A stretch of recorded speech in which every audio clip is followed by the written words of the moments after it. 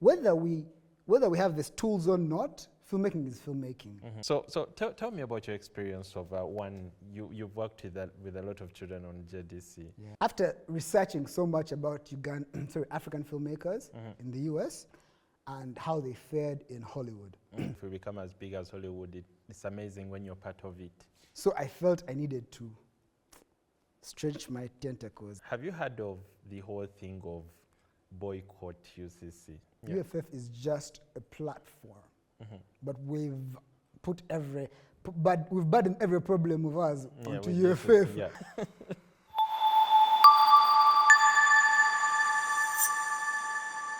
Thank you very much for joining us. My name is Andrew Kagwa, and welcome to yet another exciting edition of the Front Row.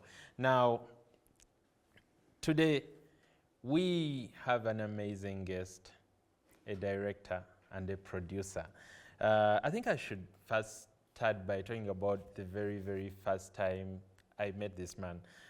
He was promoting a new film, a short film, and I got a call through a friend that, there is this director I need you to see. His film is amazing. And somehow I went and saw the film. It was called Rehema, read about it, did a review about it, which I believe was the very first review.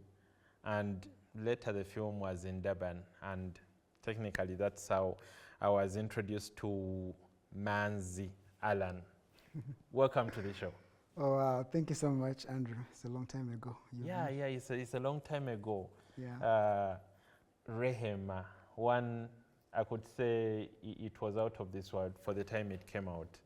Yeah. Quite daring, the topic, but then even the production values. Yeah. And I remember a friend of mine, a filmmaker, telling me that you're a filmmaker, Muvavlaya. Were you a returnee? I don't know what the word returning vocabulary means, but I had just come back from the US. Okay. I had studied in the US because I had started my film I had started in Maisha 2011, and then I went to the US. So Rehema was my first time practicing film in Uganda, fully. That was towards the end of 2017. Yeah. And I was quote unquote returning Musama. Musama. But I came very thirsty because I'd been working in the industry for 6 years at that point in the US. Yes. And I'd grown so much. I'd studied there. I got my degree. I have a master's in film and TV production, in writing, directing, and producing. So I felt I needed to stretch my tentacles and see how this can translate into a Ugandan film. I was deciding whether to obanzire Uganda or Hollywood. Where is it going to do it for me? And coming to Uganda, it's after I realized, after researching so much about African filmmakers in the US and how they fared in Hollywood. It's very hard for a black filmmaker. It's even harder for an African filmmaker. Like, for blacks, they probably take up like 9% in Hollywood. For an African filmmaker, you're going into decimal percentages. That's how many of us are there working. So the chances for me of making it in Hollywood versus coming back to Uganda and like, whether I make it or not, I'm going to build something. I'm going to create, either I will teach or a pass on the knowledge, or who knows, it could become a hit and we become what? We become as big as Hollywood, or at least something to that of that version. And then of course, if we become as big as Hollywood, it's amazing when you're part of it. Yes, precisely. For me, my goal was like, okay, Hollywood may be hard to get in, but they will hear about me. They will find out about my work. Yeah, okay, like I know some Ugandans that are currently working in Hollywood, and of course you can see how at times it takes a lot of time to hear about their works, mostly when they're actors. Right. Like it's so hard to find works their own continuously.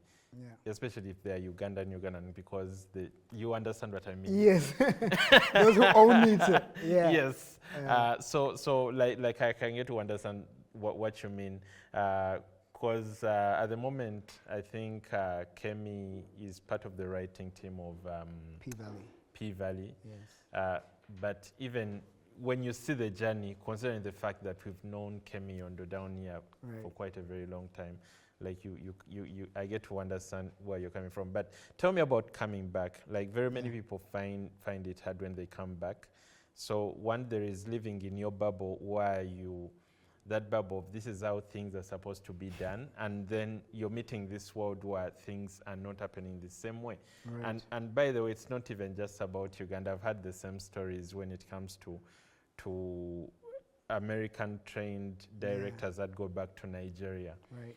Like we admire Nigeria in Uganda, but the stories those directors have to share, that they go back and then they notice everything is unprofessional. Yeah. So tell me, how was that coming and working in Uganda, and more so in 2017? That was, I have to say, like, I prepared myself. In 2011, Maisha Film is when I joined. Well, actually, I think the last properly structured session where they had two labs that year, the cinematography and the technical lab. So I was part of the technical lab where we had 4 short films. So I'd already seen what can I say? What Uganda lacked, skill-wise, technical-wise, and even just generally the investment level of filmmaking. So when I went to the US and I studied and I come back, I was very curious what's going on. But I was so scared about that because yes, I'm American trained, and it even gets more divided once you get to America because there's West Coast and East Coast. Yeah. The East Coast filmmaking is different from West Coast filmmaking. Now in East Coast, New York is different because when New Yorkers make their movies, different. That's why you've seen the gangsters, the Spike Lees, and all. They are very gritty. They are very, and all of that, whether you like it or not, we realize that we carry all those elements. Yeah. So for me, I had to realize that the choice I made was to come back and help, be a part of the solution. I came and it was bad, but the thing that gave me gas, I would say, was Nana's project, Beneath the Lies. I had just seen Beneath the Lies in 2016 or 15. Right around there. Yeah. And that's when I was developing Rehema. So that's when the choice became of like, let me make my first short film, a Ugandan short film. So when I made a Ugandan short film, I came back, I worked with Osama Mukwaya, who wrote and produced it. He's an amazing creative as well. And I got to see, man, there may not be an organized industry, but there are people doing things right. So these are the people, like Osama was a full-on filmmaker doing it right. Did not cut the process. Alex Ireta, who was my DOP, full-on filmmaker, didn't cut the process. Hadija, former director of Sanyu and all these other shows. These are the people who I had in my production. In 2016, when we were shooting Graham. So even if there was no proper industry structure, we had capable filmmakers, highly capable filmmakers. All of them had been trained by locals and international filmmakers that kept coming here. So they really made me aware of what's possible and what's not possible. I remember when I asked for a specific dolly shot, and Alex Reta tells me we can't get that, but we can't get it the way you want it, but we can build a dolly. The dolly I wanted, we didn't have it, and they're like, oh yeah, they have to bring it over from Kenya. I'm like, what? So Alex is like, okay, I have PVC pipes. They cut PVC pipes, they put a board on top, and then they put like bunobupira wa skateboarding. And it was a very smooth sliding dolly. And that created the motion that you see in the film and all of that. And for me, those are the things of like, whether we have these tools or not, filmmaking is filmmaking. A great shot is a great shot. A great line is a great line. A great performance is a great performance. Good costuming is good costuming. Those can't be faked. We may not have the HD, we may not have all these fancy gadgets, but we had all the tenets of good filmmaking. And for me, that was the only thing I needed. Once I realized, we can protect the picture, because I'm an editor at the same time. I'll edit it myself.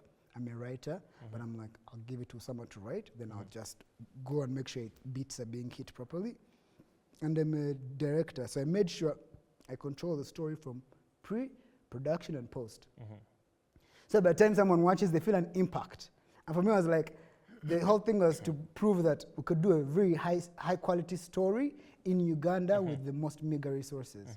The money I used for Rehema was like my own savings, like a few $1,000s.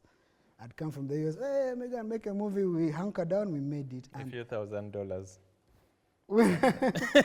No, but I'm talking about in the grand scheme of things. No, short okay, film, like yes. a few $1,000, a few $1,000 at that time could shoot a feature film in Uganda. Well, that's true. Yeah, well, those are things actually. Those are things that we were fighting against because I know, like, we're supposed to be very, very production and cost sensitive. But then I'm also a filmmaker I've never worked for free. Like at NBC, we had paid internships. All the way till I left, I was getting paid. So I didn't believe in the whole spirit of like, don't pay people. I didn't believe of like, cheat people. Because I've seen what highly valued people can do when you support them. Yeah. They can make amazing stuff. So for me, that's my school of thought of like it was a few $1,000s, but because it was a 20-minute short film. Yeah.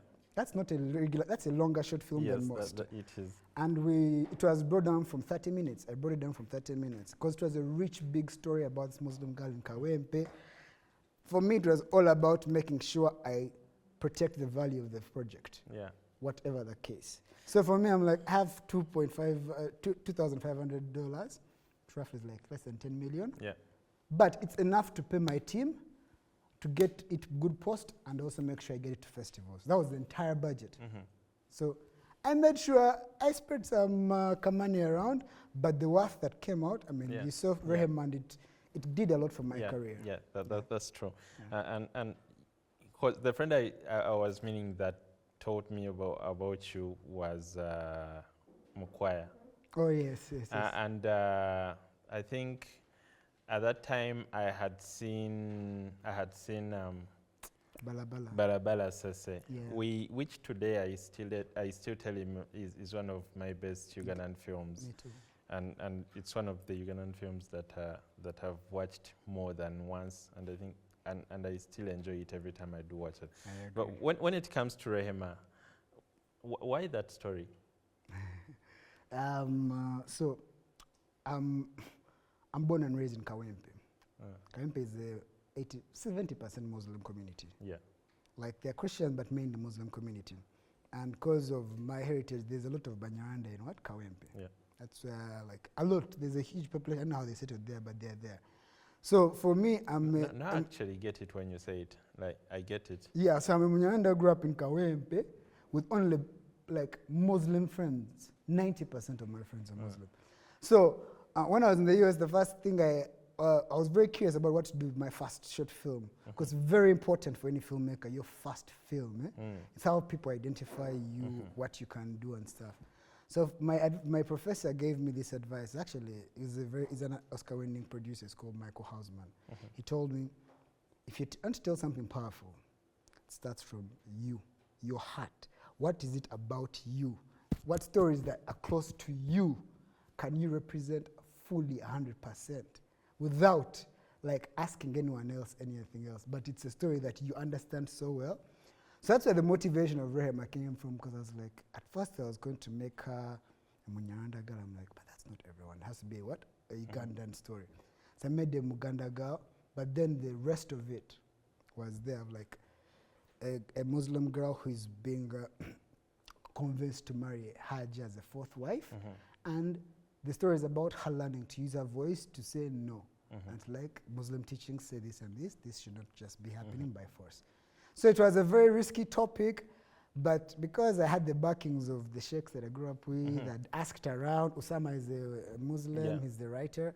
So I'd done my background and realized, no, actually, I'm speaking up for Islam in a positive way. So yeah, that's how the story came from to do Rehema, and I was very intentional about making sure it's for an African audience. So I didn't submit it outside African festivals.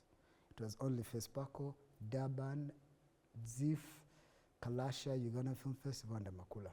And those are the only film festivals submitted.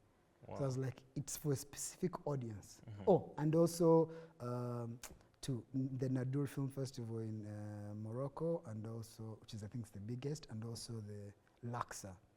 So we got into 80% of those festivals, getting nominated for Best Short Film, Best Short Film, Best Short Film, and we came to Ghana, we also got nominated and also won. Yeah. So it was like, there was truth to what I'd been advised about. Tell a story that's close to you, that you can tell fully and you represent 100%. And that's how we ended up having Munyawanda directing a Muganda story about a Muslim in Kawempe. And it was amazing. So you later went on to be a part of other big projects. You're part of Chadala. Yes, Rehema gave me Chadala somehow. So when Rehema came out, it did well. For a short film, honestly, it was pretty pronounced. Got great reviews, got great publicity. I was very adamant about marketing it. I don't think people have done short film marketing like I did. I went on every TV station, I went on radio stations, I had newspaper writing about and online bloggers talking about a short film. So the ripple effect of that was, when it did well, the ripple effect was I got a call from Richard Hand. Okay. Someone, Richard Gilbert, who was I think at that point second to Humphrey. He's like, hey, we heard about you, would like you to, sit down with you, there's something we want to discuss. I got there and they're like, and Humphrey tells me the vision he has for, like, he wants to get into the film industry. This is Humphrey Nabimanya, the CEO of Richard Hand, who are the producers of Chadala. And he tells me they just want to do a high school series. They tells me they've seen Sugar. They want something at the quality of Sugar. And they want it to be about high school. And sexual reproductive health, which is the themes that the NGO covers. And so at first I had to first go and meet him, then he tells me what he wants, and I had to come back a few weeks later. And had you watched Sugar? I had seen the first one of Lupita. The one there, okay, yeah. Because it was there, I think 2011, when I was leaving, and it was like, Uganda is doing good. We're having all this creme de la creme. So that's how I'd heard about it. Actually, not even 2011, I think it was 2010 when that came out. So I'd seen it, and so when they told me that's the bar they wanted, that's already, thank God Rehema was a high quality project. So that already I was getting into that area. And so they told me the team they had Ikobise from Nigeria, who had been part of Sugar. At that point, Sasha Vibes was attached to be the DOP, and they needed someone to create the thing. So I came in, I wrote, I wrote, produced, I was supposed to direct, but then I didn't end up directing the entire project. I directed like some of the scenes. But just some of the scenes. I thought like full episodes. No, well if you count it, it's an episode, but they're so split. Okay. Yeah.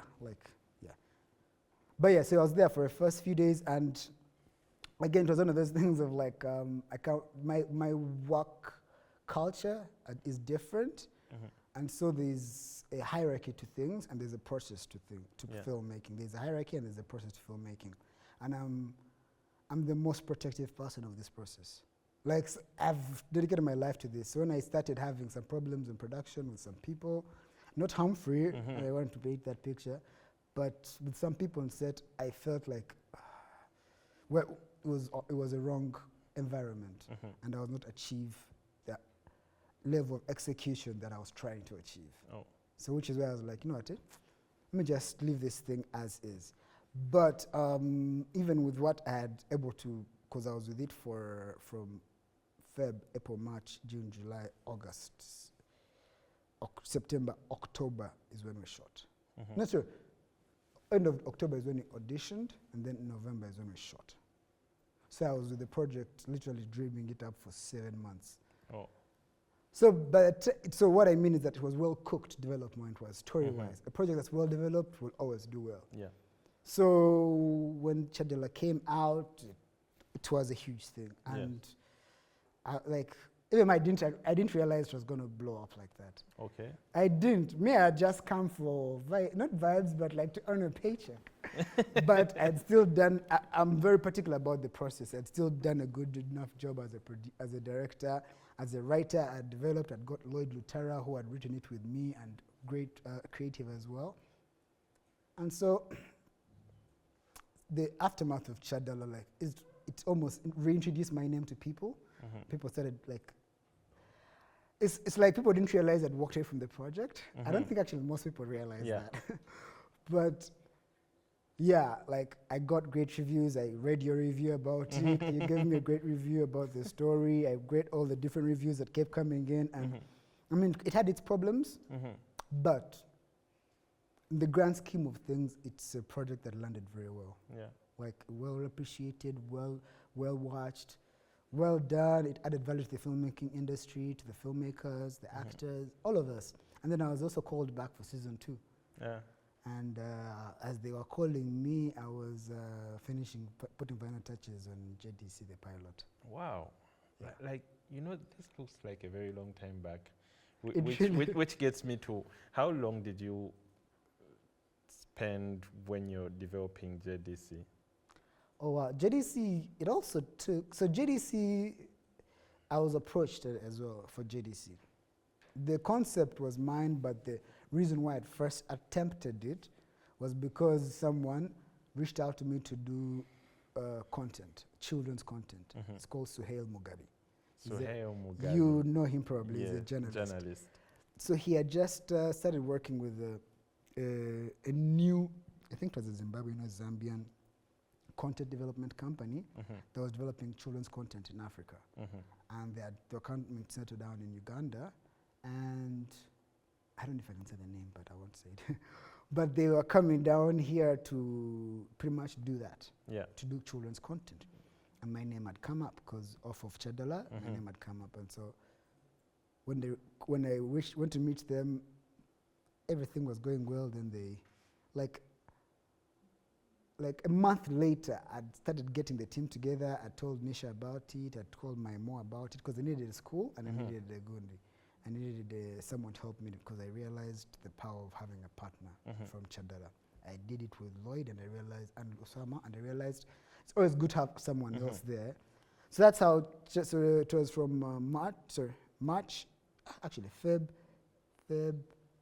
again it was Feb, and we shot in October. Which year are we talking about? 2020. 2020. So 2020 Feb. Yeah. I got a call from Richard Hand with the new producer. I think I'm not sure who it was supposed to be. I won't say the producer's name in case. But there's a new producer who's also a very good friend of mine, and he told me, "Yo, this guy's doing the second season. They want you back. Blah blah blah blah." I'm like, "Hey, no worries, no love lost, but let me see, because I'm trying to finish a project here. I don't know how it's going to happen." And then it's like, I need an answer by certain time, by a week's time. So I'm like, okay, let me think about it. So as this is happening, the old man announces COVID has happened and everyone is being shut down. I tell the producer I can't do it, sorry, but I can't do it. And me and Nisha were developing, Nisha Kalema, were developing her next film from Veronica's Wish, which had just come out 2018, same year as Chadala. So she wanted me to direct the new film. And so she's doing that, we're developing it, then COVID happens. But Nisha and I, this is the real reason. The real reason Nisha and I partnered on JDC is because we both live in Kawempe. And we were walking distance from each other in COVID. For real. So it was easier to walk to. Yes. Yeah. So like, meet the bar. I just have to go around my house and get on the road. And I walk 15 minutes and I'm at Nisha's gate. And that's how it was. Or I'd be like, hey, let's meet at this restaurant and let's go through this. And that's literally how the partnership came. And so it was 7 months of development in JDC until we shot the pilot in, I think it's actually November as well. I'd never realized I did both of them in November. Because one thing I still remember is that I watched the pilot during COVID. It feels like it's during COVID, but it's not the full COVID, not the first COVID. It's the second COVID. It was the second COVID? Of like 2021. So it's a funny thing. So we're shooting the pilot of JDC. It came in November. So I edited December, January. I started putting out teasers. And I remember teasers were coming out. As this is the same time Power Magic Prime is launching and starts Yes. putting out, what's it called? Prestige. Yeah. And, Sanyo. Sanyo and Mama and Me Yeah. trailers. Then also JDC also trailer. And people started thinking JDC is going to be on what? Power Magic Prime. And then that's when Blind Date also drops. Yeah. So it was the same month. People don't know this, but Prestige, Sanyo, Blind Date, and JDC. Landed at the same time. The same month, February 2021. Yeah.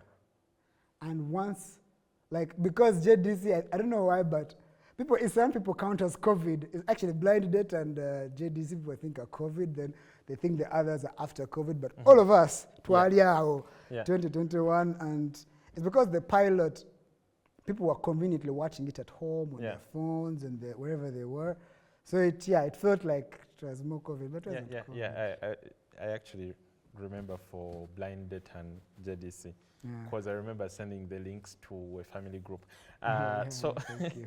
your casting at that time you had the two Mutesasra siblings. Yes. In your pilot. Yes. And I actually think what's his name? Ezekiel. I think he was amazing as that kid. Though I know the dangers at times when it comes to working with children that age. Like the way they grow. It's dangerous.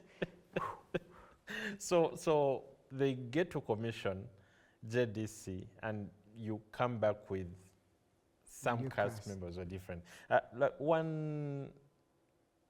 Why did you have to change?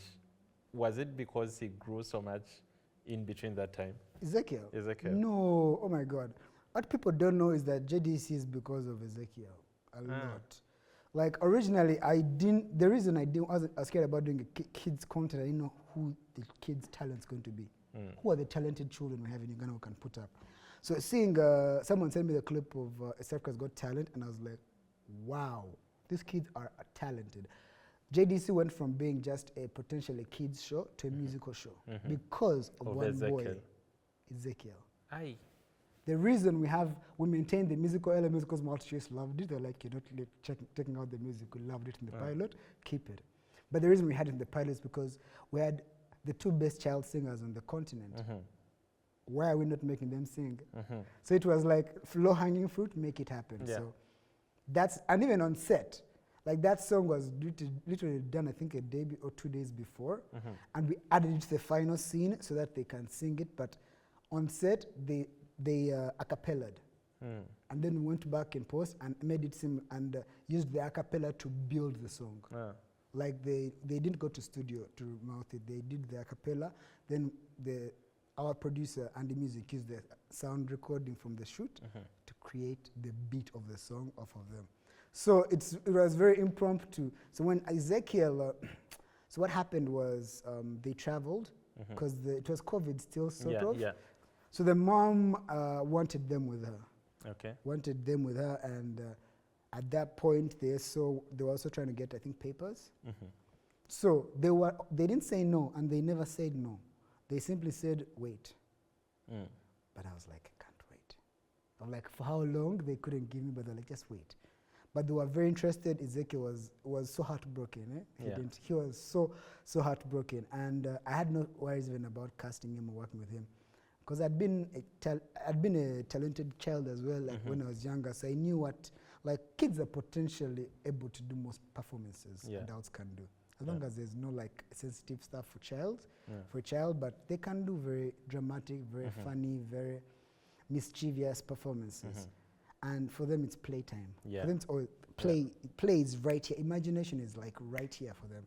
So it's easy to get them there. And Ezekiel is a huge imagination buff. Like he could dream. Ezekiel would ask, are you sure? Should you do another take? Should you do another take? He would give you variations of, and then when you say cut, he gets out of character and starts saying, ah, but then when you say action, it gets toned into the scene.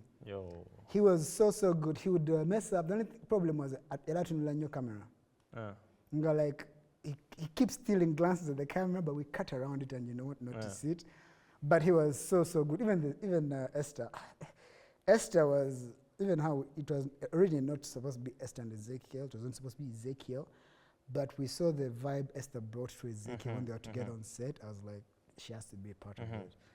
So yeah, it was a bummer that we were not able to have them back, but they are the legacy of JDC. I feel like Wow. we can't have JDC. I can't have JDC without Ezekiel, and they know this. Can you get them to guest? I've been trying. So they came back this year. Sorry, this year last. No, this year. They came back this year for the summer for like a few weeks. But if we were shooting, we would have. Oh. If we were out, man, I want to do a show just for Ezekiel because I feel like he gave us something great with JDC, and it was built around him, and then he never got experience it. And okay, you see, when you watch that first episode, okay, the pilot, which ended up not being the pilot. The real kind pilot. That's the thing with pilots, they're never 100%. Yeah, like there was something really amazing about him, even that scene with his mother. And technically, he had everything messed up in his suitcase. Really amazing.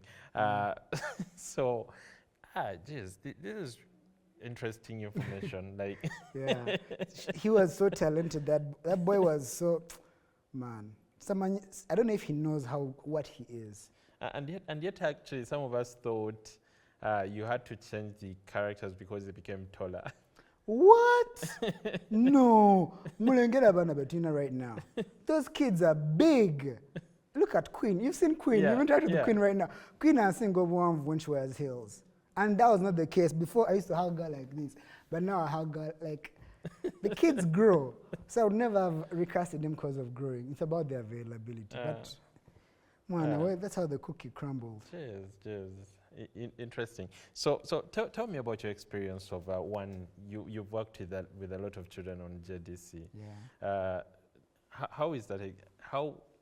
What's the difference between directing them, because I believe most of them are first-time actors. Yeah. And then directing like adults who believe they know what they're doing. You would think it's a big difference. So it's not that big a difference. No, like I told you, for children, their imagination is very close. Now, children get tired fast. That's my only problem. They tire fast. And if that's not them, that's their natural body metabolism. So, working with children, the thing we tried to do with Nisha is we try to create as much of a system for them as possible. They have to feel that this thing is big. So for our children, there's no child cast on our JDC who didn't audition. Oh, okay. All of them auditioned. The only people who didn't audition were Ezekiel and Esther. Yeah. But for the pilot, even Queen, who is in the pilot, auditioned. We had it like 2 weeks before we put out their calls, people came through. But working with Maimo, who, you know Maimo? Yeah. Maimuna. She's a very good actress, Nicole Maimuna. She's a very good actress. She's been acting since the Namasagali days, and she's been in very many TV series. So she's the one who actually discovered this group for me. She used to train children drama in St. Marcelino Academy, which is where we had the pilot. So when the concept of a kids show came, she's the one I called out to. I'm like, hey, you've been training these kids. So I relied so much on someone like that. So what I got to discover about working with children is that children want to help. Yeah. I don't close them out of the I involve them. They know everything, especially my JDC children. They can shoot right now a movie. Because we never left questions unanswered. We never made them feel like this whole thing is bigger than them. We made it seem like it's within their grasp of understanding and ability. I'm like, no, play. And a lot of these kids, they're basila TikTok nebichi. They know these things. They know editing, they know what coloring a shot is, they know sound, they know props, they know these things. Just have to explain to them in a way that they'll understand them, of how they can make film happen. But so for us working with our children, we took them through the process from auditions. We did training, vocal training, because it was a musical. Yeah. So we had over 20 children come for vocal training for like a month before we started shooting. Every day, every other day, with Victor Simogere, who's our songwriter, and by Hamke, who I'm sure you know. He's a great vocalist. He's been training them. Yes. And what Hamke is the person who helped unlock the voices of the kids. The reason I brought him is because he's the one who developed the Mutesasra kids' talent. Yeah. Like, so I was like, okay, if I can't get the Mutesas, let me get the person who helped sharpen them. And he came and was such a great part of the process. So from auditions to trainings with the songwriter, with the doing vocal training, like mama, mama, blah, blah, blah, blah, all of those. Yeah. Then we're having a choreographer coming and taking them through choreography. So for them, as soon as they got onto JDCA, it felt like a moving train. It was never like any other actors who go off and on. For them, they felt, oh wow, this thing is building up. By the time they got to set and I said action, they felt how important the scene is and how they couldn't mess up. So that they did choreography training, and then after that we give them scripts, so they have to get lines, they have to do their vocal training, they also have to get their their choreography training. And when they are done, we take them to the studio to record what they trained, so that we can add it to the scenes and now shoot those scenes. Because they have to perform those songs when they are ready. Yes. So for that, by the time a talent, like for example Queen, has gone through all of that, like 5 different hands before she comes to my set. Then she comes to my set and she goes to the AD, and the AD is like, okay, this is the scene you're doing. Do you have your lines? No. They go through the scenes with the AD. Then after that, the AD brings the Natasha Sinayabi and Gaetano. Okay, you have a scene with Queen. This is the scene, and Queen has her lines. Do you mind running them with that? They run through the scenes with Queen, and then Queen comes to my set with the rest of the talent, and I ask her, are you ready? And she's so excited. She's like, I've been waiting. So it's like a thing all of them have. But then you see the difference is, I believe Queen is a performer. No, Queen is a performer, but I was using as an example. It's like all of them are like that. And it's because they want to be stars. They want to be stars. They've seen Hannah Montana. They have seen, what's her name? They've all grown up now, though. Raven Simone. Miley Cyrus was Miley Cyrus. Selena Gomez, yes. All the child stars, they became global superstars. And a lot of that process is what I also brought here. And we'd never had anything like this in Uganda before. And the children understood it, but their parents understood it more. So most of the parents who brought their children for the auditions, they knew the value of what we're giving their children. So the kids would see the parents asking Manzi, man, make sure my child gets enough lines. Can you give my child more screen time? They would see how much it means to their parents. And then they would also see how much it means to everyone else there trying to be on the scene. So disciplining them or having them get in line was not so hard. I can imagine. So now the first month, because I was like, the children are our golden goose. We can't mess up our golden goose. The reason we have a show.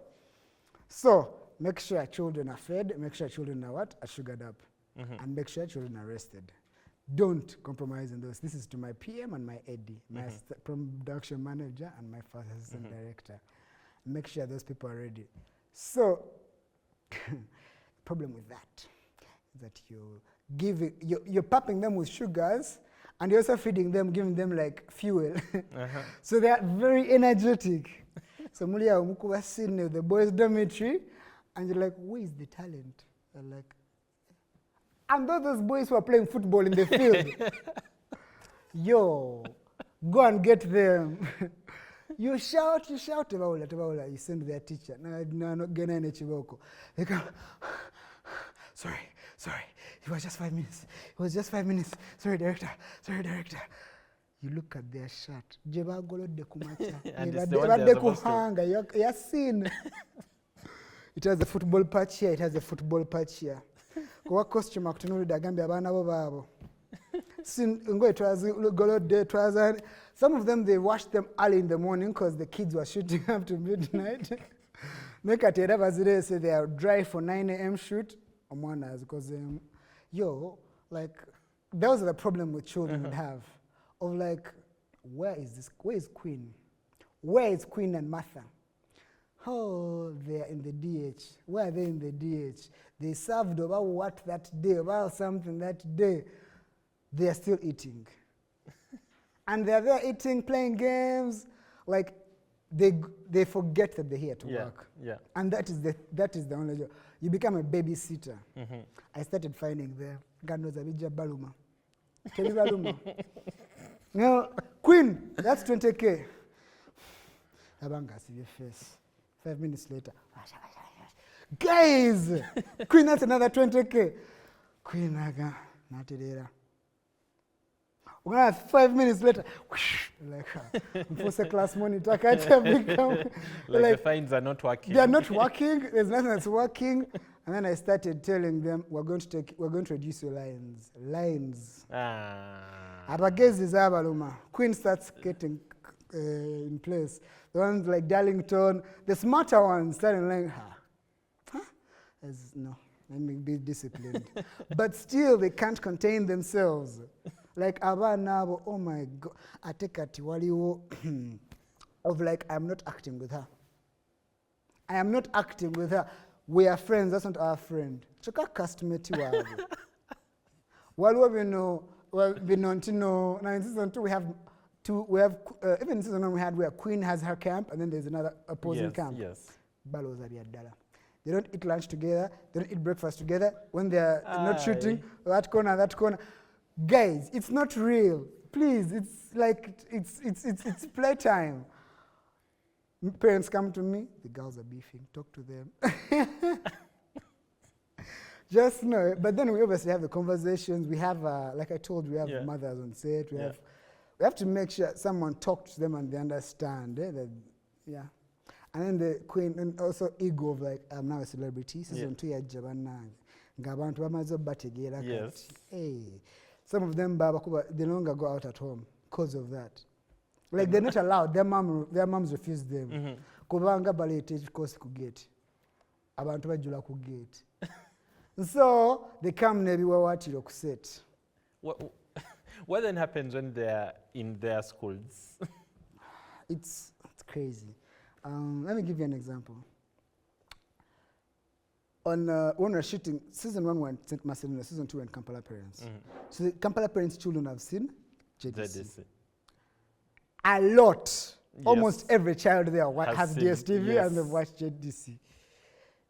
When they first told them JDC is coming, they think the kids thought it was a joke. The first week, we refused Queen to get out. I told her, you're not getting out of the production room. I'm like, why? Like I think we've posted those BTS. Kids who are moving in, Michael Jackson, like she's alone and she can't move from here up to there. Of like swarms of like 20 kids in every direction. Oba nursery, oba P7, oba butono, ona akala bamusubiye bamulinyako, bonna bagala ba Queen. Choka, it's break time, but about 20 minutes to go out on break. They're not getting their buns, they're not bringing their chai. Baluku Queen. Principal Nangamba. Mr. Manzi, I didn't know you are sure people know it like this. I'm like, yeah, they know it. And it got to a point of we had to reduce. But then it carried on for like a few, by end of week 2, it had reduced completely. But that's after people got used to it. But then now I asked Queen, is this how it has been like for you? She's like, yeah. At school it's what. Actually, we were shooting a scene of JDC in Nagura, Kupine Kampala Parents. On one of those roads. So the reason we're doing this is so that we reduce the running 2 people who know Queen. Because it's a car scene, she has to have the windows down, and we don't want people to shout, Queen, Queen!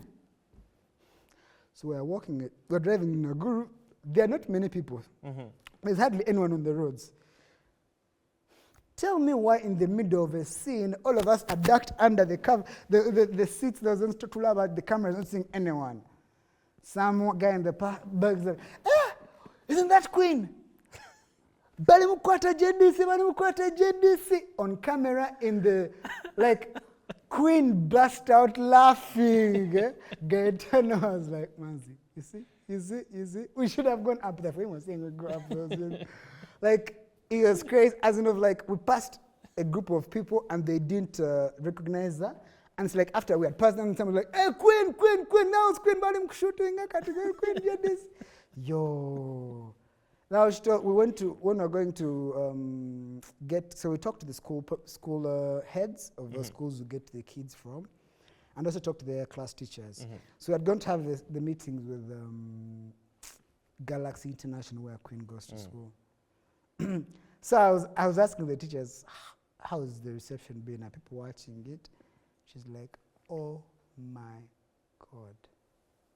Everyone in the whole school, be it workers, be it teachers, knows this girl.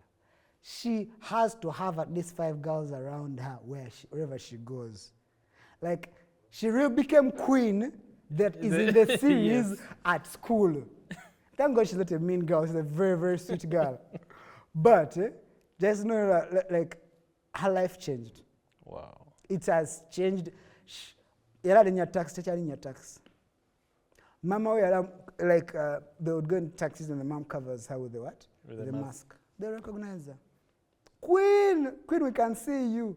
Queen Tukulabye. Amma was as well as a queen. Things like yeah.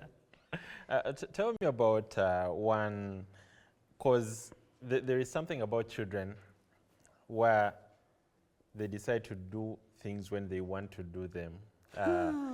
Have you had situations of that or on set with them? That happened. Is a little when I was shooting the pilots, I'd never worked with children before. I'd worked with that child before, and, but it was like they were very easy to work with. So when I was shooting the pilot, although there's a character Nisha Kalema plays, it's called Grace. Grace has a child who thinks he's Superman. One is a younger Superman pilot. Oh my God. He was 6 years old, and that was the character casting, that was the character's age. So we got someone who was a kid of that age. So this is the time when I'd leave my mom, who was in charge of the children, to talk to the children to make them ready for set. So my mom, I told her, we're just going to do this a few times and that's it. A few times in the child's head was like 2 times. We shot the first, and in film you do a dry run and then you do a take. Yeah. And then you do at least like 2 takes, then you do another shot, and like you do like multiple shots and multiple takes. One thing you can repeat like 10 times. Yes. He was not having that. What do you mean you're repeating something? So he called the first one, he's like, said, oh my God, Jonathan, that was amazing. He smiles.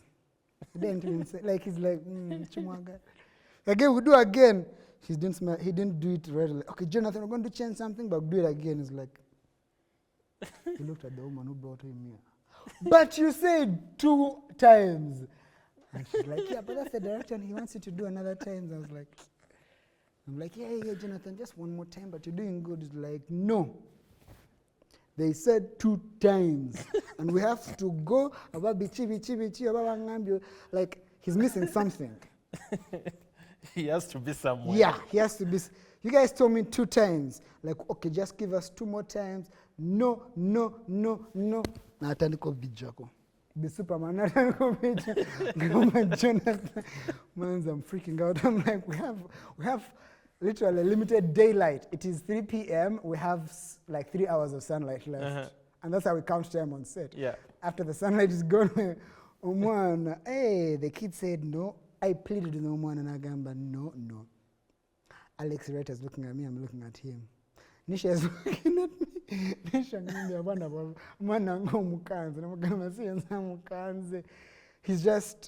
he's tricked.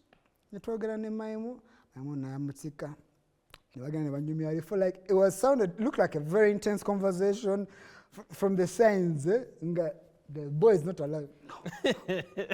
And then after that, we saw his head is no longer shaking.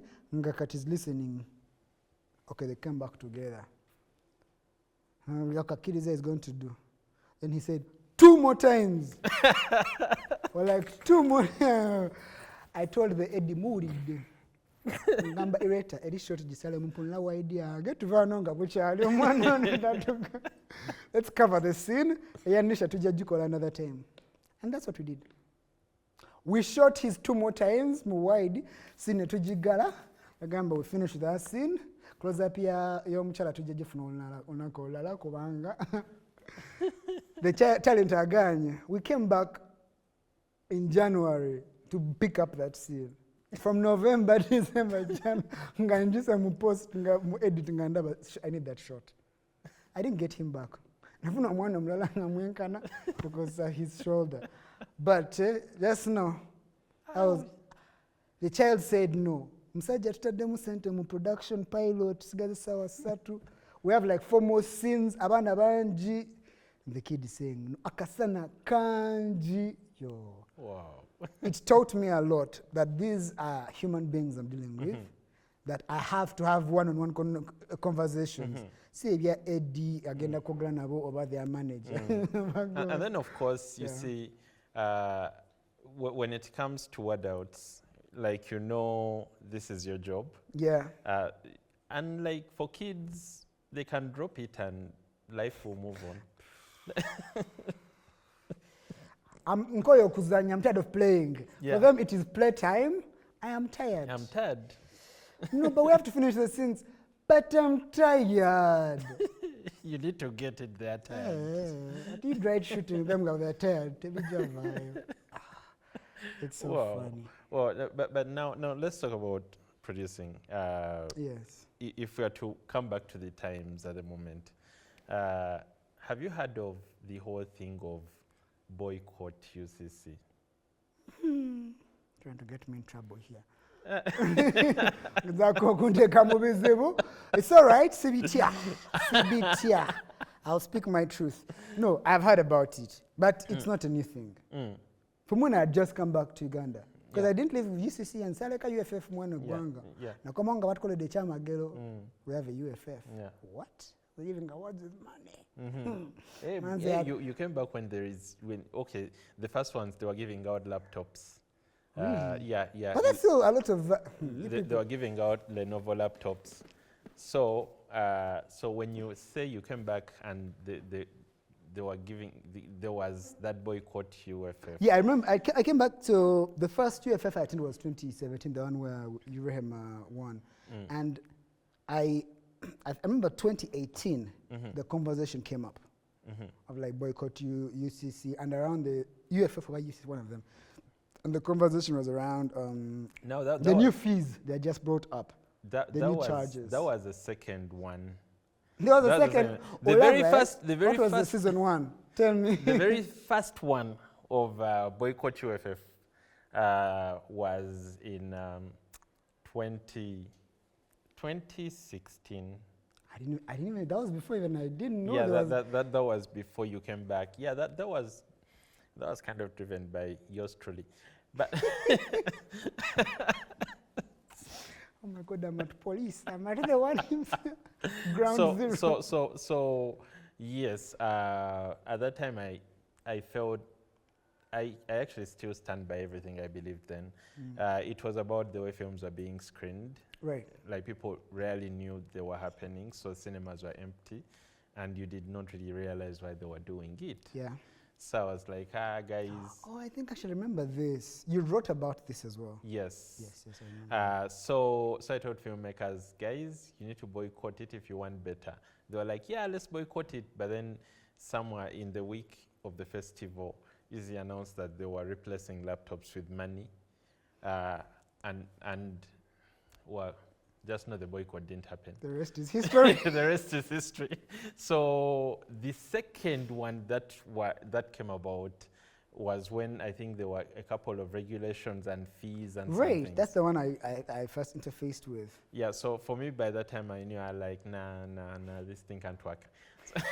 Like the boycott can't work. Eh? Yes. No, exactly. Me, I didn't see the practicality of the boycott. Though I was very, very, very vocal. I remember even one of those groups.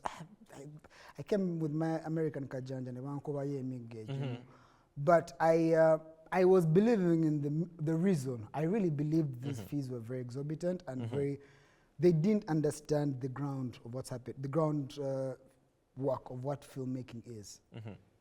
But then until I realized, oh, it's not yet a law, it's not a rule, it was a policy being almost tested or something like that. So we really jumped the gun. Then it would have been a more effective boycott. But yeah, that's what I remember that reason was. And I knew it was a good reason, but boycott is not an easy thing, especially for an industry like ours. And of the recent one I've heard about it, I think we'll end up throwing out the baby with the water. You've heard about that saying. Yeah. Mazo kunazo mwana mazigadugala no sula. Bro, well, guess what we're going to do? Because the baby here is the industry we've built. The Manzi, I came back when there was nothing. I left when there was nothing. I came back with something, sorry. I didn't leave UFF here. I see the value.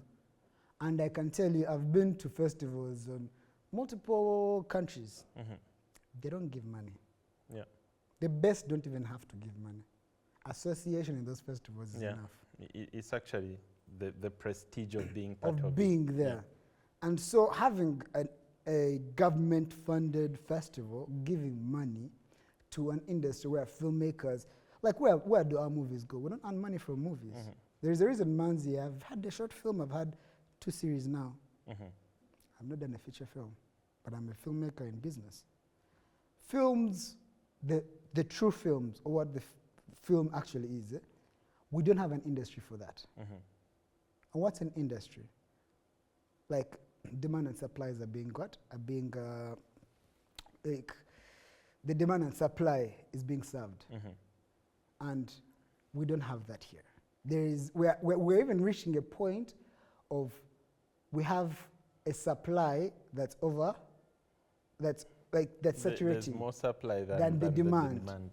And we are now awao is where the issue is, instead of conjuring the demand. Because I believe that's cinema. That's how Hollywood changed, that's how Bollywood changed, that's how Nollywood changed. Yes. The numbers of people wanting to watch it. Yes. Nollywood didn't become Nollywood by the filmmakers themselves. It's by the Nigerians in and outside Nigeria and the rest of us Africans believing in it. It was kind of a two-way with Nollywood. There was the oversupply. Yeah, no, precisely. No, but then exactly there was an oversupply, but because for them there was a market, there was a demand, and there was a demand that was not yet even understood. How big is this demand? The ease of making a film then was so easy. Yeah. They can take risks on these on these like 4 or 5 films. Actually, when you talk to Rita Dominic, yes, she tells you that at that time, the purpose was to make sure that there's a lot of film for the audience, a lot of films. So they didn't really care about the quality they were bringing out then, which worked to their advantage. Yeah. So at times they would shoot a film a week, and that was a 2-part film, because they always did part 1 and part 2. They bring out part 1 this week.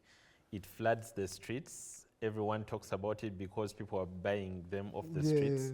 And then, remember, at the end of part 1, like there is a trailer which was technically like there's a crazy cliffhanger at the end of part 1. The end of part 1, and then the next week, part 2 hits the streets. Yeah, then some producers even started doing 3 parts.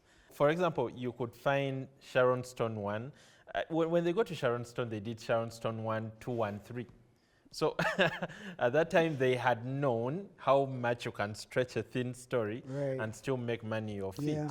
But like Rita Dominic tells you, they built an industry by consistently giving it something to chew on and something to see, which I think is something we've not been successful at. We have films, either they do not reach the audience, but even those that reach the audience are not consistently reaching the audience.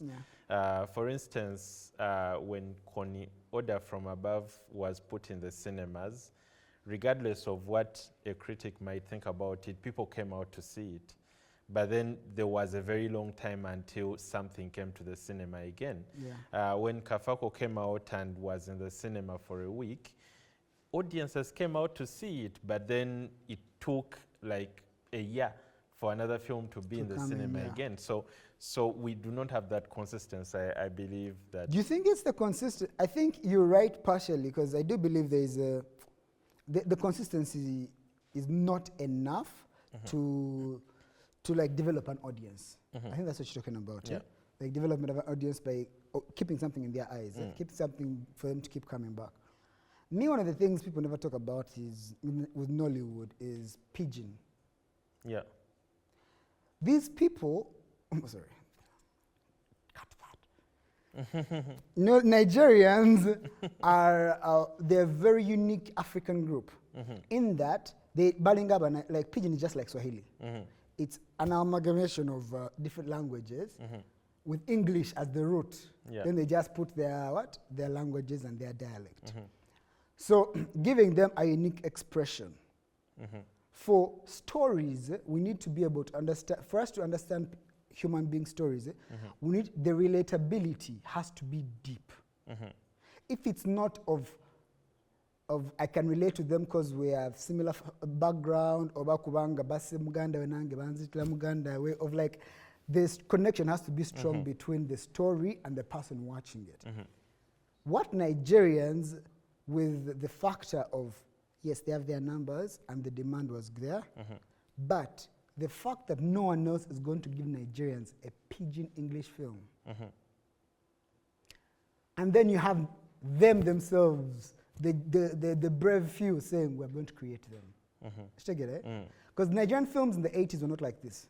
I watched them. We've watched, if you watched African cinema, Nigerian films in the 60s, 70s, 80s, even the 90s a bit, were not like this. We're not Nollywood. Yeah. There was a higher quality film threshold then. Yes. But these guys, but then even the way they talk, their language is not pidgin. Yeah. It was very English. Yeah. Very posh. Very what Nollywood in the with the turn of the 2000s brought was the authenticity. That was between, I think, 95 to 2000. Yes, and exactly. That's right there. Yeah. Millennium before and after. Yeah. Like they gave their audience who are not represented anywhere else representation and made it accessible. Those words I'm using are the words we need to do here. We need to, let's not talk about supply demand. Like people, Ugandans want to watch our movies. But in Uganda we have such, and this is a real thing because I've seen between Rehema and JDC. Rehema is Luganda fully. JDC is mostly English. Classes, there are very different classes of stories. But I can tell you the resonance Rehema had is like the way people felt that story. JDC started getting it in the second season. Do you know what I'm saying? Yes. By no chitegera ne bachinyumira ne chifuka chabwe. Nienga with Rehema it was immediately theirs. Yes. You get it? Yes. But with at the same time also having high quality thresholds of like some performance, looks, the sound, like cinematography, lighting. You have to make sure those ones are good, but what you're selling these people is representation. Me, that's film. That's how I look at all of it.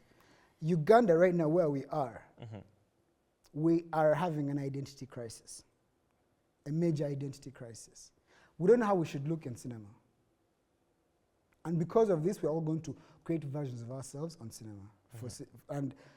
And then also choke it down people's throats. You have to, because that's Ugandan. But what are they seeing? What are they coming to watch? The reason we made a kids show that has a family like Linda and Gerald, they're written as a Luganda couple. They're written to be fighting all the time because as much as we're creating this world of a perfect rich family, you're creating you have the judge and his wife, Nisha and Odeke. You have Gaetano and his wife, Natasha and Gaetano, and they're both high class. Then you have this one, agezako bayingiramu leveyo, nayenga tatukayo bulungi. People have resonated, but then they try to speak their English, but then they normally just go back to their default settings. People have resonated with those characters more than any other characters in our set. More than the lead Queen, and they love Queen a lot. But the resonance they have, the relatability is with who? The characters that represent them. Wow. And that is our film industry. There's a reason Lukman's films there's a reason Ugandans accept Lukman's films because of we feel we don't feel like he's making them for us. We feel like he's representing us on the world stage.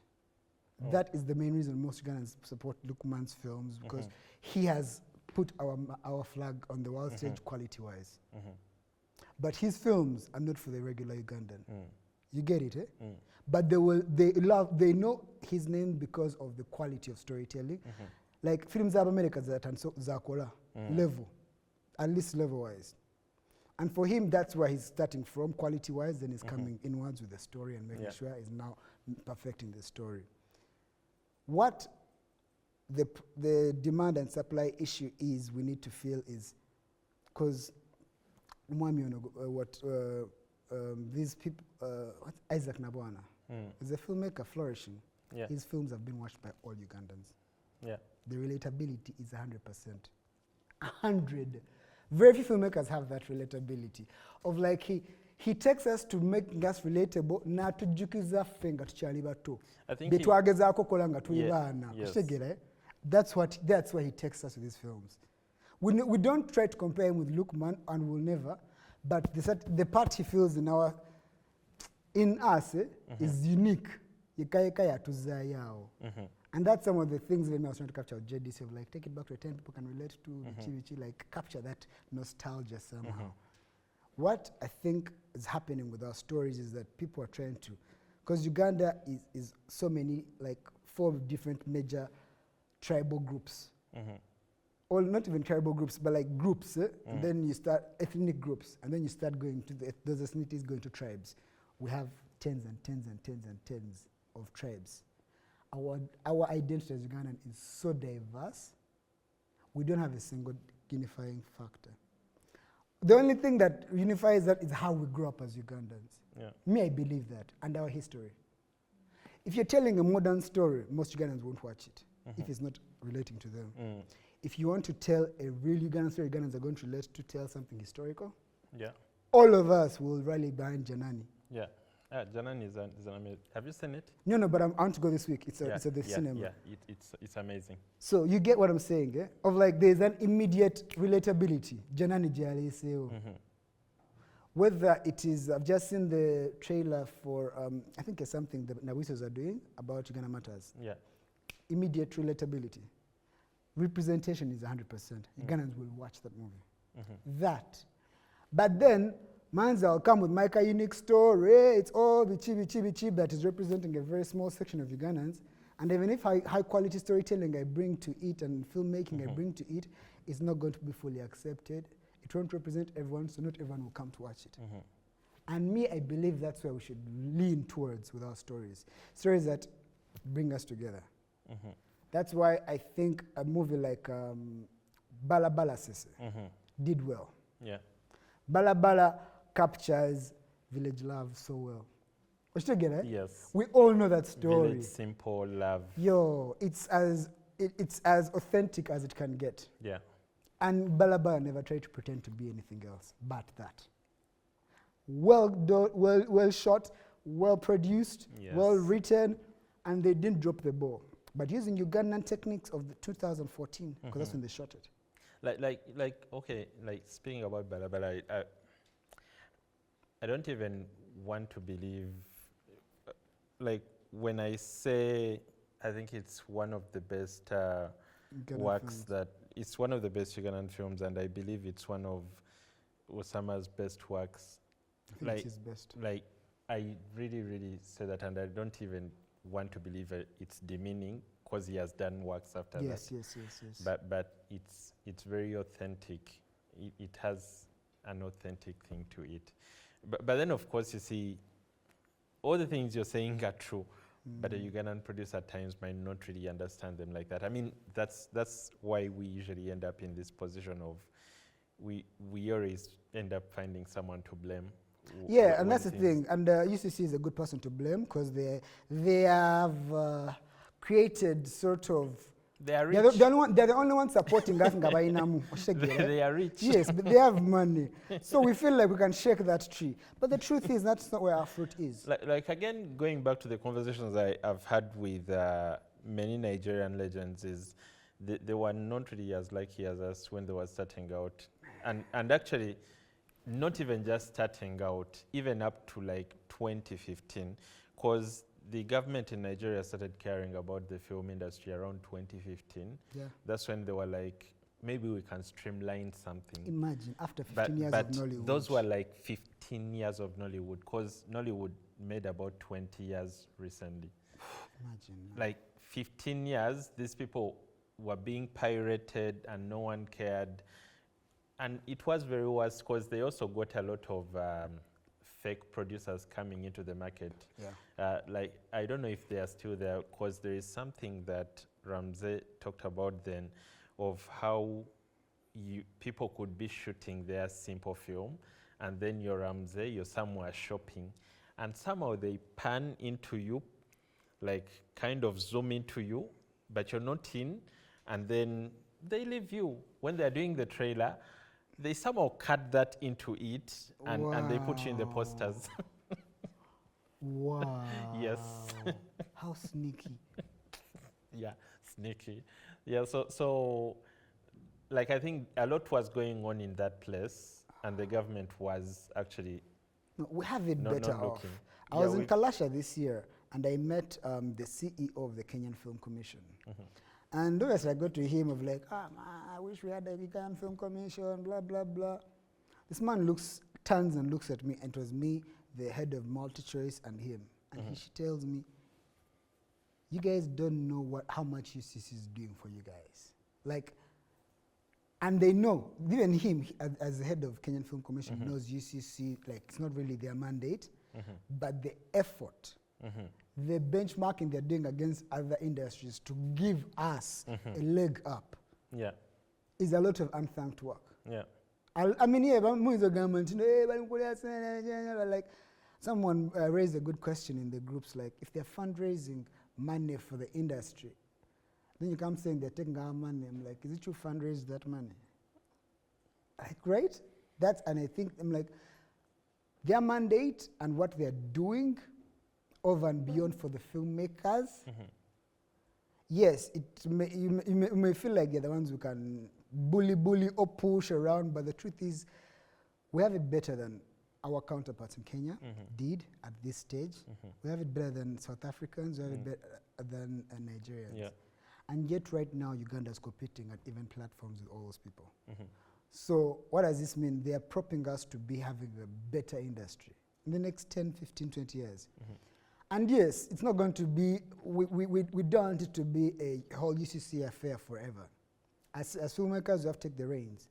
But let's not throw the baby out with the what? With the water. I do see the value. Msamanza I tell you, natanga film gatwali wo UCC UFF. Tetumanyi. It didn't know us. Ngamaisha is one that knows us, and maybe some other producers. The only people who knew as producers were the Irene Kulabakos. How many can I mention, honestly? Philip Luswat. Yeah. There are very few. And I'm talking about when I was starting, 2010, 2011. Right now, there are so many film producers. So many. I teach film as well. I've taught at Kampala Film School. And for the past 5-6 years, the winners of Best Student Film have been my students. And I can tell you a lot of the values that those kids have with them winning such awards and what it has had on their careers. It's crazy. Me, the confidence boosters. As Ugandans, as Africans, we are timid. Naturally, tusidika. Tutumanyi kwewelezako. Tutumanyi kuogera what we need. UCC is doing that for us. Before even we ask. And then tugana Nintendo's I'm not going to group it's not enough. Bro, guys. I think there we was entered this industry with no UCC, and most likely for us to survive, it didn't take for UCC to exist. I think there was a time maybe boycotting made sense. Today I don't think it makes sense. No, it really doesn't. And I think exactly, there was a time when maybe we could have made some changes earlier on. Yeah. But now it's so much, like when they think of it, because at the moment when I think about it, it just reminds me of the whole football saga that involves Madrid at the Ballon d'Or. Madrid boycotted, not showing up, and then they had some players being mentioned in the team of the year. like clearly some of these players will never be in the team of the year in their career. Right. And they boycotted alongside their team, so they will never get that moment Chance. ever. So I at times I look at it the same way. Like in Uganda, whenever we have the awards, there is usually that actor or director or producer that is just lucky other producers did not submit work. Or other producers' work was not ready. Or other producers' work is not ready. Yeah. And if you boycott and you miss that moment, trust me, it's not going to come back. It won't be as easy as next Like, time. I mean, not every actress can be Nisha. This is true. Like, you boycott this time and probably show up the next time and you still win. Yeah. So you take your shot when you have it. No, you're right. As filmmakers, we are creatives, and most creatives never get their flowers for the work they do. Let's take our flowers, guys. I feel like they're giving us our flowers. They appreciate what we're doing. Yes, it's not to the degree we want it, but it's a step in the right direction. So like talking about production, producers are very okay, not very. Some are organized. Yeah. Some producers are organized, and I know there is an association in the works at the moment. How exactly are you looking at every actor, costume, makeup artist, technically everyone is on the heels of producers in Uganda. But your centers are fair. They are buying very big cars. If it's not UCC, it's the producers. Yeah, if it's not UCC, it's the producers. They are buying very big cars, and yet we are hustling. Right. So tell me, what are the causes that the association or it's the guild?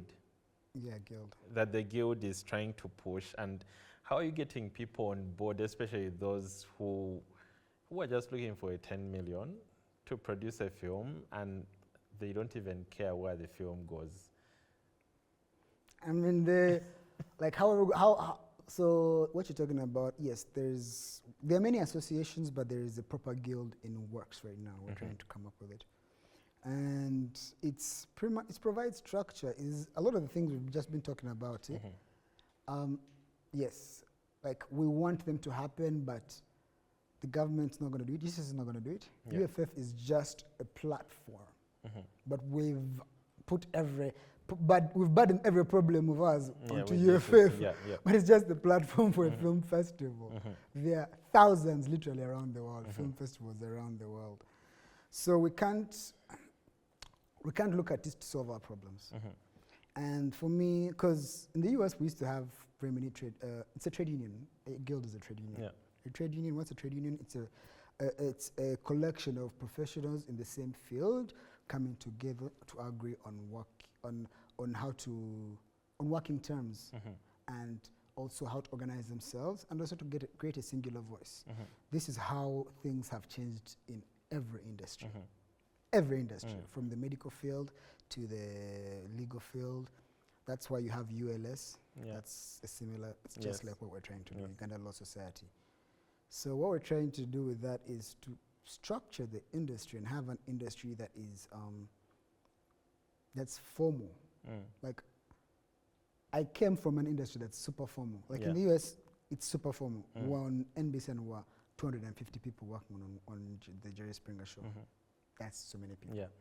And everyone's role is... That's almost all the employees at a Ugandan media house. Precisely. But we're working on one show. And the network has hundreds of TV shows, talk shows, narrative TV work, and all of that, and films as well. So I got to appreciate, let me tell you this.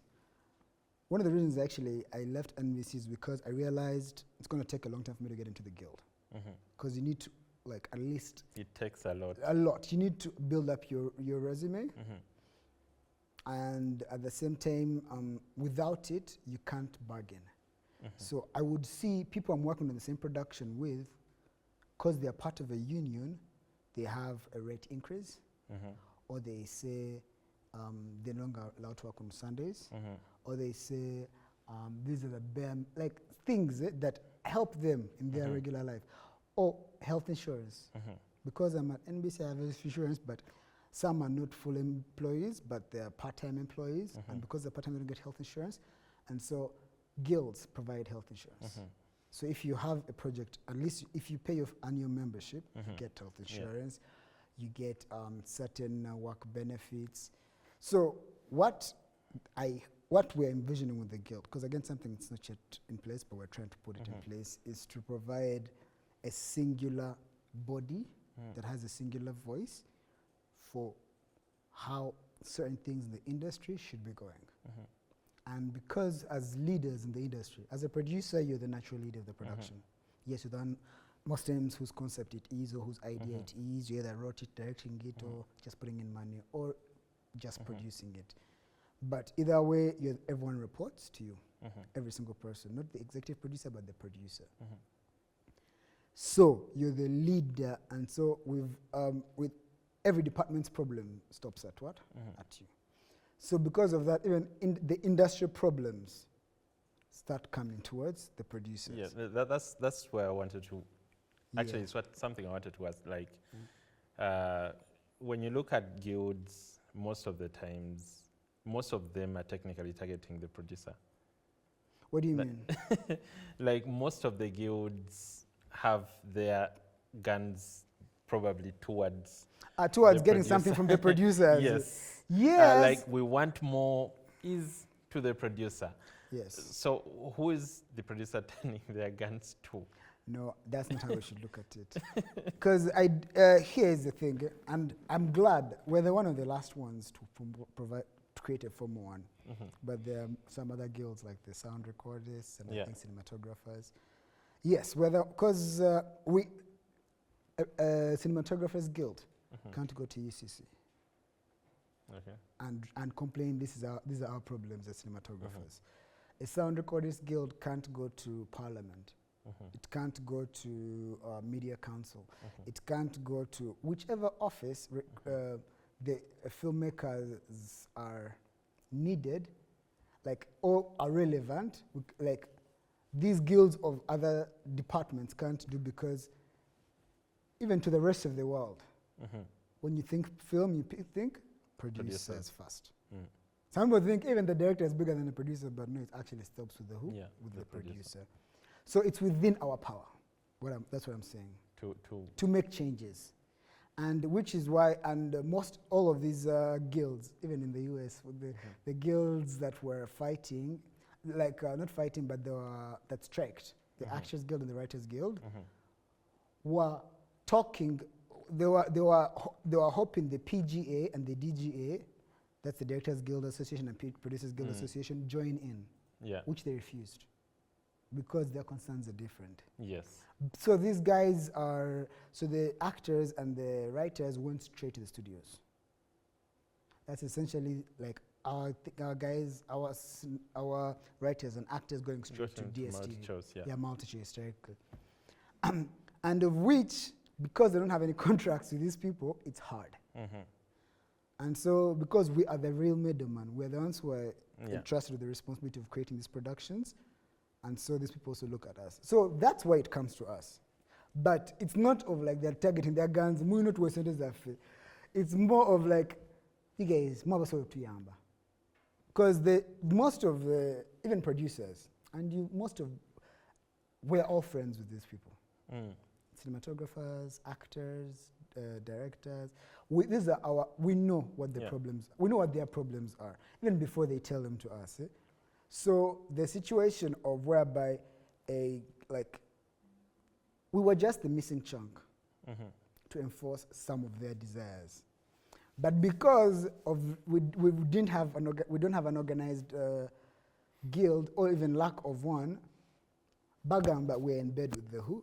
With UCC and multi-choice to keep them down, which is understandable. It's the same thing of like Bobby Museveni, Bombi much together. It's a thing of, it's a leader's. You can't escape it. As a human being, even you, when there is issue, you look for where fault is. Who is the reason? What caused this? If you can't identify it, you assign the responsibility to who caused it. And because chitandika nawe, chigwa nawe, producer, it comes to you. But most times, the producers we just didn't have an organized singular voice. Once this singular voice happens, we are able to channel everyone's frustrations into that and now represent.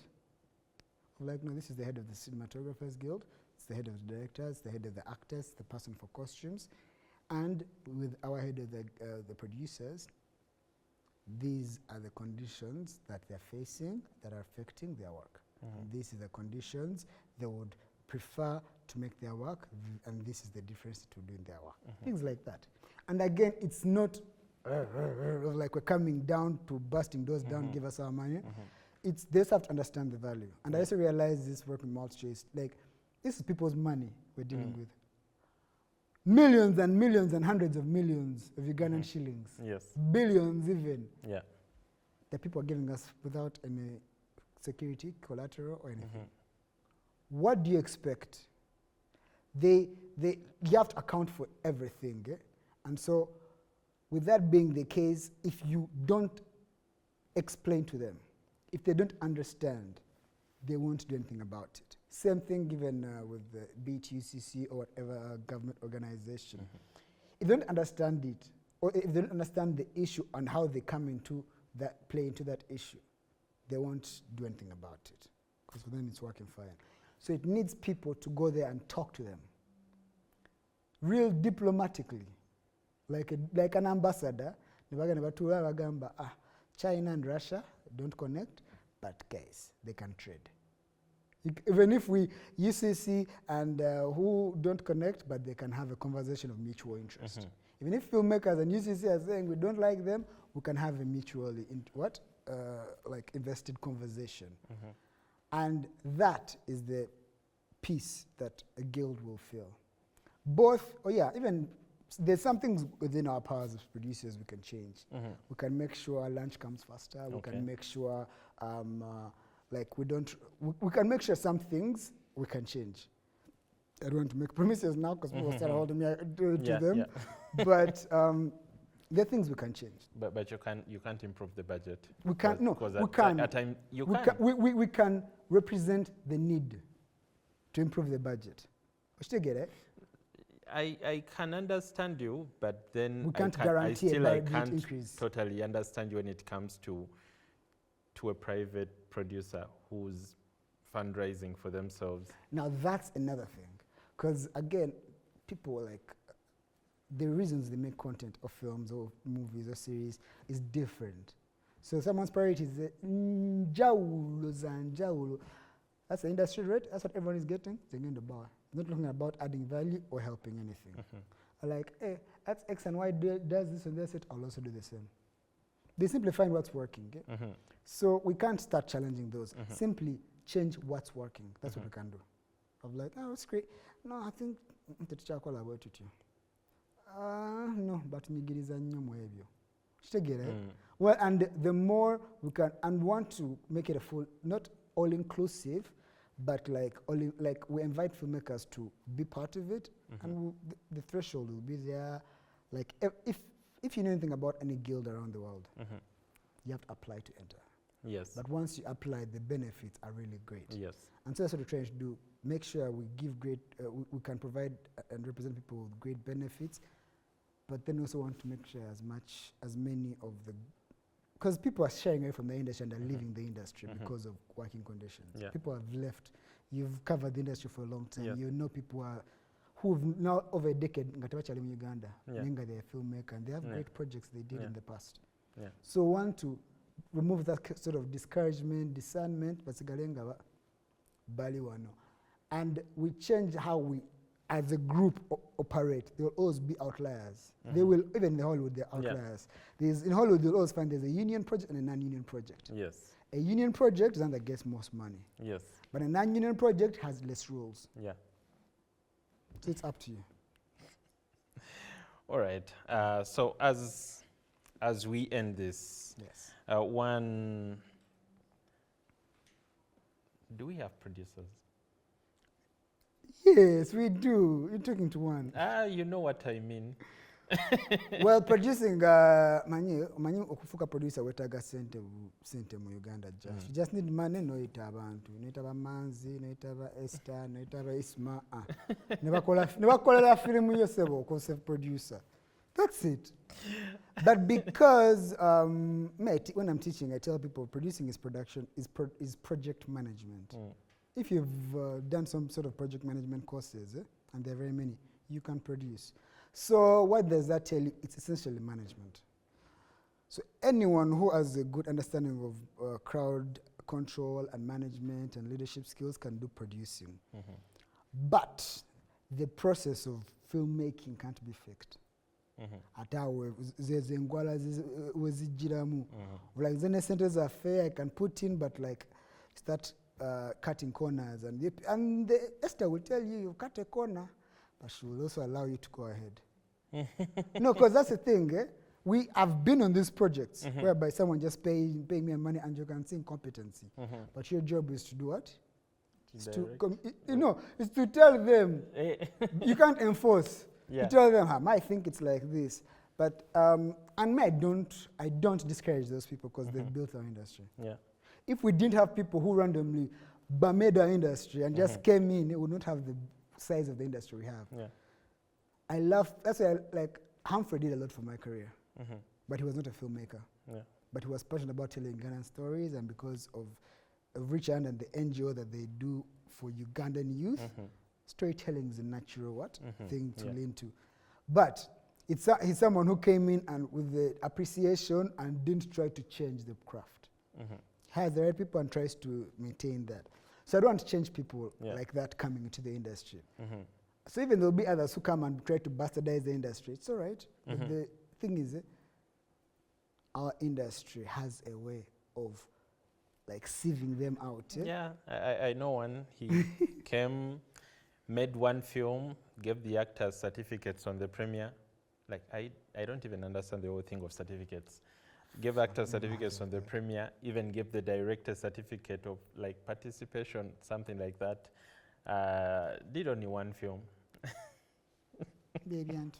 Listen, but I'm like, the actor has got a job, the director has got a job, the we don't want to chase people. But we do have real producers. Now let me tell you, like, producers, I would give my projects.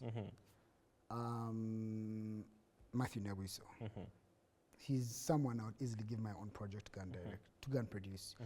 Nisha Kalema, great producer. Malaika, and I'm saying my JDC producers, but these are competent producers because you know what it means. Eleanor, the wife to Matthew, is a phenomenal producer. Nathan has done it for a long time. He knows what he's doing. And we have, like, there are very many real producers. When you ask, we have producers, we have Humphrey. Humphrey is a strong producer now. And he's someone who has grown into the industry, like the position he has. There are very many producers. There are people who have called me and I didn't realize they're going to end up being such amazing producers. Nakoleka project kamu nachita. Wanakola documentary nachita. Wanakola some short film nachita. But there are very many who have come and gone who are Aganza. Aganza Kisaka is an amazing producer. There are people who appreciate the craft. And they come and they equip themselves with skills and knowledge. Even if you don't have to study film to equip yourself with the skills of filmmaking. So we do have really good producers. Usama Mukwaya did Rehema with me, did Balabala, Chadala. Oh, wow. And I think he was also part of 16 Rounds. And he produced 16 Rounds and they won Best Short, African Short. Lukman's biggest award at Durban. Which is not an easy award to get. It's like, there are awards you can easily win, but a Durban award, it's at levels, Cannes and all the levels. It's a great. So we have, Lukman is a great producer. I mean, he's a director, DOP, and artist, but he's matured into a very good producer. He produces all his films. Look at what they've done. So we have very, very, very competent producers, and We have Lesham. We have Lesham. yeah, We have Patience. Yes. Patience. So what is your question again? Yeah, we have producers. We have producers. Nate, and all of these are producers. Manzi, I would give my project, and I don't come on set ever again. There are some. Even if they're not paying me to give them my project. But you understood my question. I know what you mean. Yeah, I know what you mean. But we have people who have proved themselves into the position, and you can't. We have to call them what they are. They're really good producers. All right. So we shall leave it at that. Thanks very much for joining us, and thank you, Manzi, for having this conversation. I mean, it's quite an amazing one. Thank you. Yes. Thank you. Go watch JDC. It's streaming on Showmax. Season 1, Season 2 is coming as well. Yeah. Thank you. I've been lucky enough to see it before it became a TV show. Yeah. And yeah, it's been quite an amazing journey. It has. Thank you. Yeah. Otherwise, from me and the crew down here, guys, do not forget to watch, subscribe, and yeah, keep recommending and sharing these to all your friends. From me and the crew, thank you. Bye.